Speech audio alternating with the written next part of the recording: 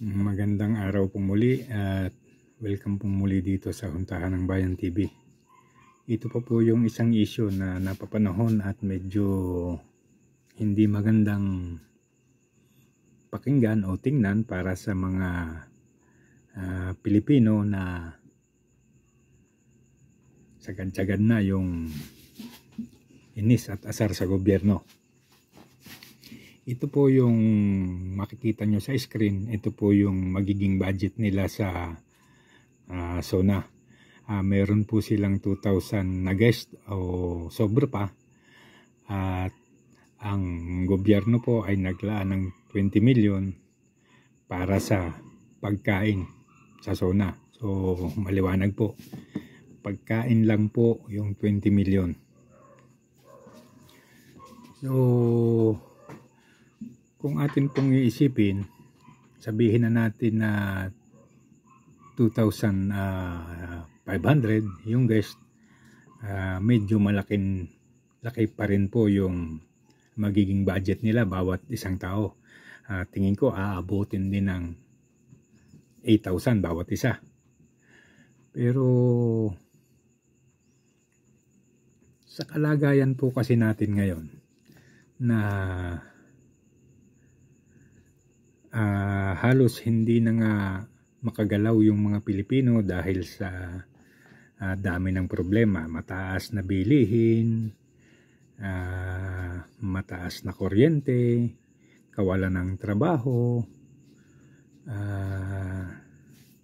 kung ano-ano pang problema. At mapapansin nyo din naman yung Pangulo, kaliwat kanan ang biyahe para magbigay ng ayuda kung saan-saan. At halos wala na pong ginagawa yung DSWD, hindi na sila nakakapag-distribute kasi yung Pangulo na mismo ang nagdi-distribute. So yan po ay pagpapakita lang na parang ginuguyo lang talaga tayo ng administrasyon na ito. Isipin po natin, ang 20 million is 20 million at isang araw po lang yan gagamitin sa July 22 to 24 lang. July 22, 2024. Isang araw lang po yan. At baka nga yung isang araw na yan ay 12 oras lang. So napakalaki po ng gastos na yan kung sa pagkain lang.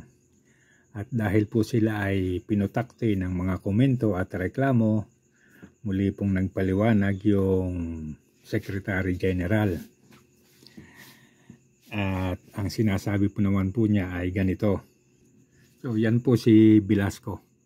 So yan pong budget niyang 20 million. Ang sinasabi niya ngayon, matapos silang makakuha ng maraming reklamo at komento, ang sinasabi po niya ngayon ay kalahatang gastos na yan.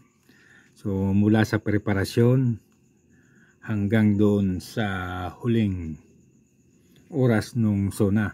So ibig sabihin po yung mga kagamitan, yung mga crew, yung mga dekorasyon, siguro yung mga upuan, yung mga pailaw, yung sound system. Yan po ngayon ang sinasabi niya na kasama raw doon sa 20 million. At medyo magtataka kayo kasi nung una na nagpapaliwanag sila, wala po silang binabanggit na ganyan. Kaya nga po ang naging tingin agad ng mga tao at naging puna, mukhang may hokus-pokus o may korupsyon. At sa sistema po nila, hindi po may iwasan yan. Ngayon po nagpipilit silang paniwalain ulit tayo na yung kabuuang gastos mula sa preparasyon hanggang doon sa huling oras ng SONA ay 20 million. So para po kasing ang dating tawag dito, yung bibingguhin ka muna doon sa kanilang sasabihin at parang susubukan ka kung wala kang masasabi kung okay lang sa'yo, o yun na yun, tuloy-tuloy na yun. Ngayon, pag may nagreklamo at sasabihin na may mga anomalya, so saka sila maglalabas ng ganitong mga palusot. Pero napakaliwanag na po mukha talagang nagkaroon na ng korupsyon. At mukhang hindi na talaga mapipigilan to sa sistema ng gobyerno. Kasi po nung panahon ni Digong at saka nung panahon ni Noynoy, sabihin na natin na mas mura ng konti ang bilihin noon, pero ang pinakamalaki po yatang gastos noon ay 5 milyon. At yun po ay nagagawa pa nilang medyo paliitin ng konti.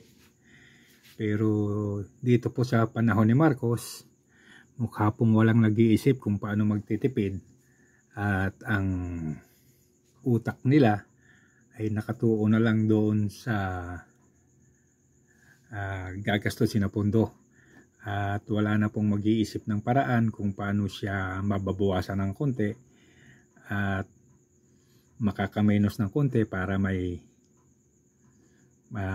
pondo na mapupunta sa ibang bagay. So dito po sa sitwasyon na ito ay maliwanag pa sa sikat ng araw na talagang mayroon silang mga ginagawang hokus-pokus. So balikan po natin itong ganitong ginagawa nila. So hindi po ito kasi makakaganda sa sa kalagayan ng gobyerno.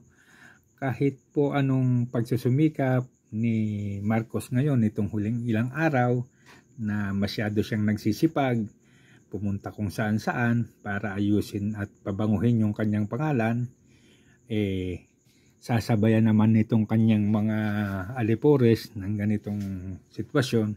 So balik po ulit sa zero At ito naman po siguro ay hindi naman gagawin ng mga ito nang wala namang basbas yung mga nakakataas. At sa tingin po ba natin itong pangyayari na ito ay itong si Secretary General lang ang nakakaalam. So hindi po ganun ang pananaw ng mga tao ngayon.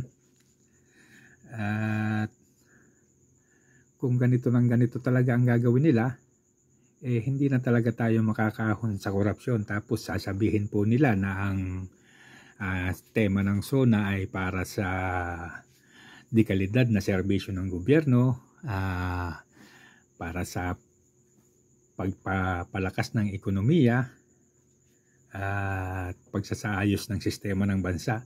Dito pa lang po sa ganitong bagay ipinakikita na nila kung ano ang kanilang kayang gawin doon sa pundo ng gobyerno, doon pa sa ibang bagay na hindi na kailangang isa publiko pa.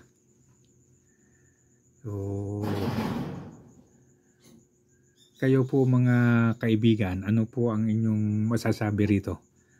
So hanggang dito na lamang po at muli po magandang araw at pahingi na lang po ng like at saka subscribe. Maraming salamat po.